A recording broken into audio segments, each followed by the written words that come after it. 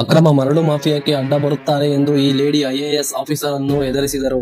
ಆಮೇಲೆ ಸಸ್ಪೆಂಡ್ ಕೂಡ ಮಾಡಿದರು. ಅವರೇ ಈ ಎಥಿಕಲ್, ಪ್ರಾಮಾಣಿಕ ಮತ್ತು ನಿರ್ಭೀತ ಐಎಎಸ್ ಆಫೀಸರ್ ದುರ್ಗಾಶಕ್ತಿ ನಾಗಪಾಲ್ ಅವರು. ಉತ್ತರ ಪ್ರದೇಶದ ಯಮುನಾ ಮತ್ತು ಇಂಧನ್ ನದಿಗಳಿಂದ ಅಕ್ರಮವಾಗಿ ಮರಳನ್ನು ಸಾಗಿಸುತ್ತಿದ್ದು ಮೈನಿಂಗ್ ಮಾಫಿಯಾ ವಿರುದ್ಧ ಇವರು ಲೇಟ್ ಅಂಡ್ ನೈಟ್ಸ್ ರೈಡ್ಸ್ ಮಾಡಿದರು. ಆ ರೈಡ್ಸ್ ಶುರು ಮಾಡಿದ ಕೆಲವೇ ದಿನಗಳಲ್ಲಿ 120 ಜನರನ್ನು ಅರೆಸ್ಟ್ ಮಾಡಿ 300 ವಾಹನಗಳನ್ನು ಸೀಜ್ ಮಾಡಿದರು. ಇದು ಸ್ಯಾಂಡ್ ಮಾಫಿಯಾಕ್ಕೆ ಇಷ್ಟವಾಗದ ಕಾರಣ ಅವರನ್ನು ಏನು ಮಾಡಲು ಸಾಧ್ಯವಾಗದೆ ದುರ್ಗಾ ಅವರ ಫ್ಯಾಮಿಲಿ ಮೆಂಬರ್ಸ್ ಮೇಲೆ ಬೆದರಿಕೆ ಹಾಕಲು ಶುರು ಮಾಡಿದರು. ಅಂಡರ್ ಕನ್ಸ್ಟ್ರಕ್ಷನ್ ನಲ್ಲಿದ್ದ ಒಂದು ಮಸೀದಿಯ ಗೋಡೆಯನ್ನು ಕೆಡವಿದ್ದಾರೆ ಎಂಬ ಒಂದು ನೆಪವನ್ನು ಇಟ್ಟುಕೊಂಡು ಯುಪಿ ಗೌರ್ಮೆಂಟ್ 2013ರಲ್ಲಿ ದುರ್ಗಾ ಅವರನ್ನು ಸಸ್ಪೆಂಡ್ ಮಾಡಿತು.